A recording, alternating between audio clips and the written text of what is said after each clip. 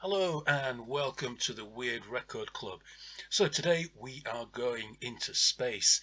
More specifically, we're going to the moon. Now, if you thought the moon was inhabited by clangers and the soup dragon, well, you're wrong. In fact, they're inhabited by the Sarus, the Dripcots, and the Globots. Because today we're going to talk about Joe Meek's posthumous concept album I Hear a New World, which imagines what life would be like on the moon. So this was released in 1960. So we talked about Joe Meek in the video we did on Screaming Lord Sutch, so you could check that out. But Joe Meek was one of the first British independent producers, and he had his studio in a flat above a leather shop in London, and he was well known really for creating these strange sound effects that people today still argue about how he actually made them. And he had a number of hits with various bands like Telstar by the Tornadoes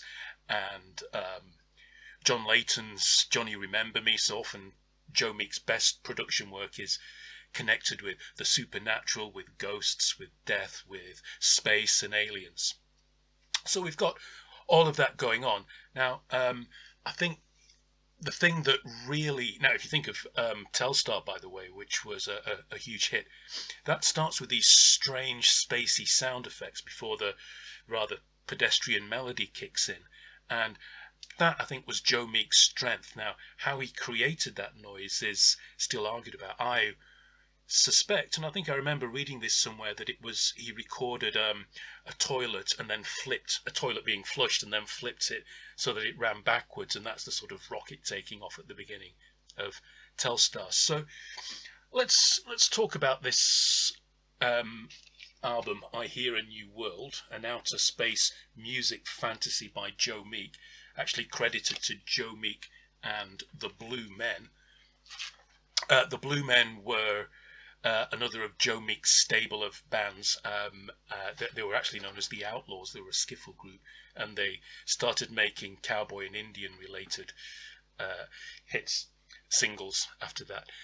So let's look at the good things first about this album. It was only released as an EP at the time in 1960. Sorry, I've got Ozzy the Kitten trying to chew the end of my toe off. So it was only released as an EP, and the album wasn't actually finally put out until the 1990s, I think. Now, the good thing about this record is that it allowed Joe Meek's imagination to run riot in creating these spacey sound effects, the kind of thing he would later do with the Tornadoes.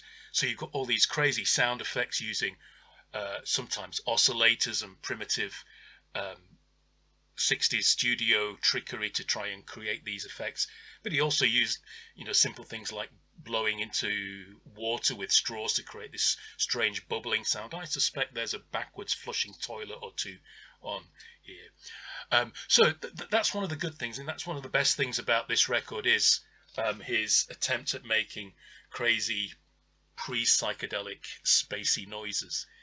So that's one thing. Another good thing that I really like about this is that he tries to create a world. So you've got this world inhabited by these strange creatures who live on the moon. He imagines the moon inhabited by various creatures. One of them, the Globots, he said are jolly blue little things. Then the Sarus, who are these sad green creatures. And then the Dripcots, who have a space boat that goes round and round the moon. So that's how Joe Meek imagined the moon. Now, the record doesn't have, it's only got one song on it. The rest of the tracks are instrumental, maybe with some wordless singing as well. So, and another good thing, it's an early stereo effect, and it has lots of these things where things bounce between the speakers. So it was designed to be listened to in stereo.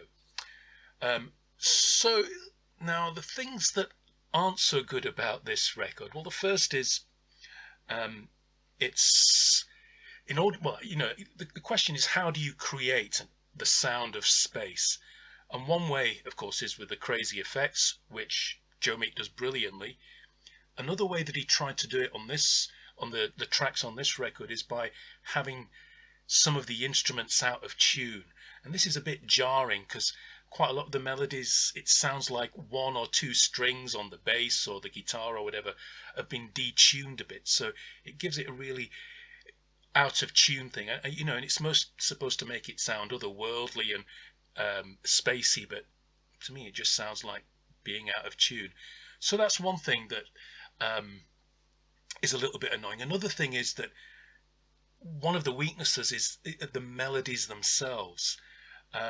If you've ever heard Joe Meek attempting to sing the melody from Telstar, the Tornadoes hit, it appears on various compilations. You can probably find it on YouTube. It's pretty awful. The guy was tone deaf, and maybe that's why the sort of out of tuneness didn't bother him so much. But the melodies themselves are quite often a little bit twee. So, you might have this plink, plonk, plink, plonk, plink, plonk, plink, plonk, yip, diddly dip, dip, dip, dip, dip, dip, dip, dip. It doesn't really conjure up the majesty of space. So you've got these rather twee melodies. They're a little bit out of tune, and I suppose that's some of the problems with this. Anyway, it's a really interesting listen, especially for the spacey sound effects. It's a bit much to listen to as a whole because of the out of tuneness, but there we have it. Now, I think Ozzy the Kitten is about to release a Poonami. I can hear him scratching in the litter box, so we'll sign off from there. So it just leaves us with the immortal question, can blue men sing the whites? So, have you heard this record? What do you think? Tell us in the comments. See you next time for another walk on the weird side.